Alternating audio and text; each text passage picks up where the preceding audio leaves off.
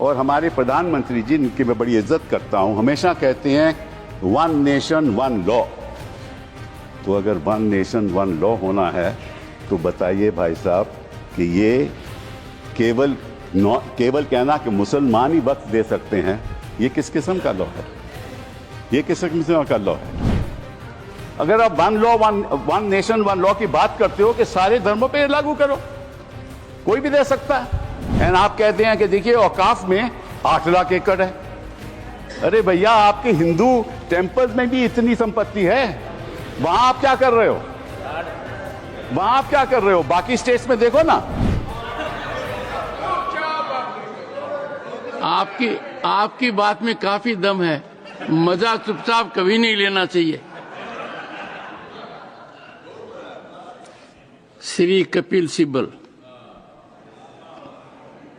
Thank you, Thank you, Chairman, sir. I rise to oppose the bill and thank you for this opportunity to participate in this debate. मैं थोड़े संक्षेप में कुछ मुद्दे उठाना चाहता हूं, कोई विवादित बात नहीं करूंगा। समझ लीजिए कि मेरे पास कुछ संपत्ति है, मेरी प्रॉपर्टी है। मैं हिंदू हूं या मुसलमान हूं या ईसाई हूं या सिख हूं, मैं उसको चैरिटी में देना चाहता हूं, तो कौन उसको रोक सकता है? कोई नहीं रोक सकता। और इतिहास में जो ये बात आपके सामने रखना चाहता हूं कि there was a right of non Muslims also to make a वक्फ।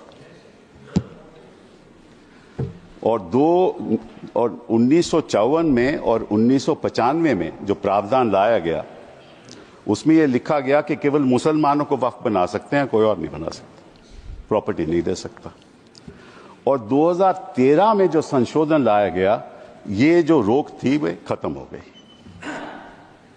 अब ये जो 2024 का अभी कानून बना है, उसमें वापस ये कहा गया कि केवल मुसलमान ही वक्फ दे सकते हैं। वो तो अलग बात है, मैं केवल छोटी सी बात रखना चाहता हूं। मैं as far as the 17th century, and I'll give you a judgment of the Madras High Court, which observed that it is common for the Hindu zamindars to have Muslims in their territories to make Muslim endowments. Similarly, in Arur Singh versus Badr Deen, Lahore High Court upheld the right of a Hindu to make waqf of his property for a Muslim graveyard. After independence, Nagpur High Court upheld the right of a non-Muslim to create waqf. और हमारे प्रधानमंत्री जी, इनकी मैं बड़ी इज्जत करता हूं, हमेशा कहते हैं वन नेशन वन लॉ। तो अगर वन नेशन वन लॉ होना है तो बताइए भाई साहब कि ये केवल कहना कि मुसलमान ही वक्फ दे सकते हैं, ये किस किस्म का लॉ है?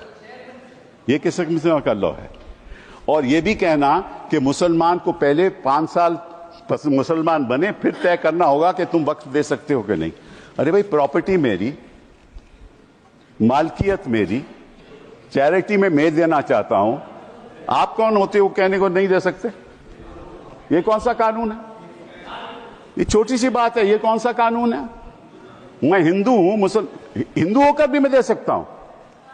ये तो मेरी मर्जी है ना, प्रॉपर्टी तो मेरी है, आपका तो कोई हक नहीं। तो पहली बात तो ये कि ये आपने प्रावधान रखा क्यों? अगर आप वन नेशन वन लॉ की बात करते हो कि सारे धर्मों पे लागू करो, कोई भी दे सकता है। पहली बात ये। दूसरी बात, एक नड्डा साहब ने बड़ी अच्छी कही कि देखिए ये कितनी एकर्स प्रॉपर्टी औकाफ की है, वक्फ की है। मैं उनको बताना चाहता हूं कि there are 32 Waqf boards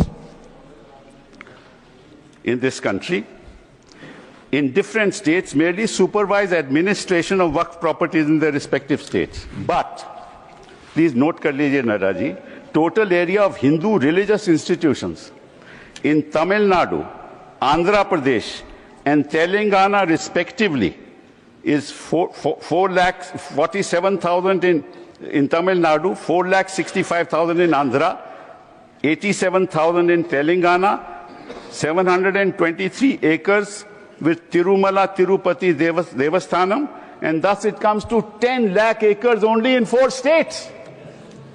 And आप कहते हैं कि देखिए औकाफ में 8 लाख एकड़ है। अरे भैया, आपके हिंदू टेम्पल्स में भी इतनी संपत्ति है, वहां आप क्या कर रहे हो? वहां आप क्या कर रहे हो? बाकी स्टेट्स में देखो ना। अच्छा, और ये नहीं कि हर धर्म में सुधार नहीं होना चाहिए, उतार होना चाहिए, मैं आपके साथ सहमत हूं। हिंदू धर्म में भी सुधार लाना चाहिए, धर्म लाना चाहिए ना, हिंदू धर्म भी सुधार लाना चाहिए। अंडर हिंदू धर्म, एक मिनट, हिंदू धर्म, मैंने आज तक किसी को टोका नहीं, मैं केवल छोटी सी बात रख रहा हूं आपके सामने। हिंदू धर्म में भी सुधार होना चाहिए। अब हिंदू धर्म के अंतर्गत अगर कोई सेल्फ एक्वायर्ड प्रॉपर्टी हो तो वह अपने बेटों को दे सकता है, बेटी को नहीं दे सकता। कहता है मैं नहीं दूंगा अपनी बेटी को। इस्लाम में भी है कि भाई को ज्यादा मिलेगा और बेटी को कम मिलेगा, इस्लाम में भी यह है। वहां वक्त से द्वारा सुधार हो सकता है, यहां कोई सुधार नहीं हो सकता। तो आप अगर महिलाओं की बात करते हो तो एक कानून लाओ कि हिंदू लॉ में कोई अपनी सेल्फ एक्वायर्ड प्रॉपर्टी केवल बेटों को नहीं दे सकता, वहां महिलाओं का हक होना चाहिए। The other thing I want to say कि पहले क्या होता था कि ये जो वक्फ प्रॉपर्टी पे इंक्रोचमेंट होती थी, अनऑथराइज्ड इंक्रोचमेंट होती थी, लोगों की अनऑथराइज्ड इंक्रोचमेंट, और सरकार भी इस पे कब्जा कर लेती थी।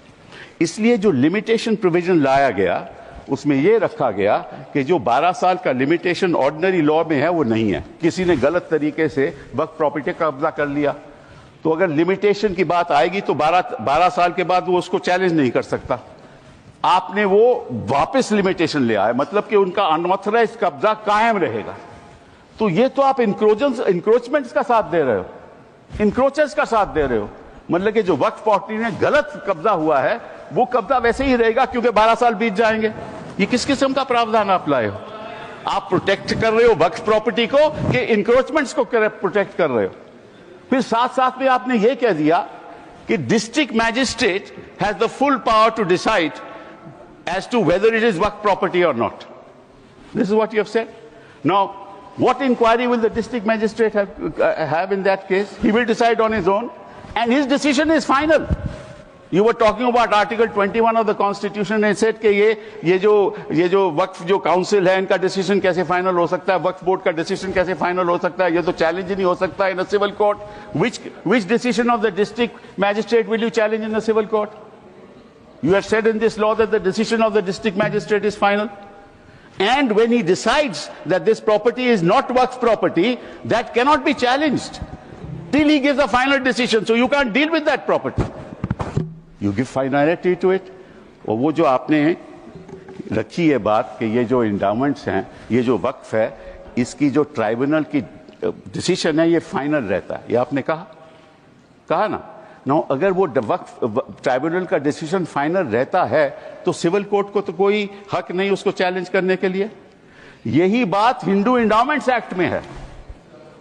हिंदू इंडाउमेंट्स एक्ट में जो उनका मैनेजमेंट है उसका डिसीजन फाइनल है। Thank you Kapil. तो अगर हिंदू इंडाउमेंट्स का डिसीजन फाइनल है वो तो आपको कोई आपत्ति नहीं, यहां ट्राइब्यूनल का डिसीजन फाइनल है तो आपको आपत्ति है।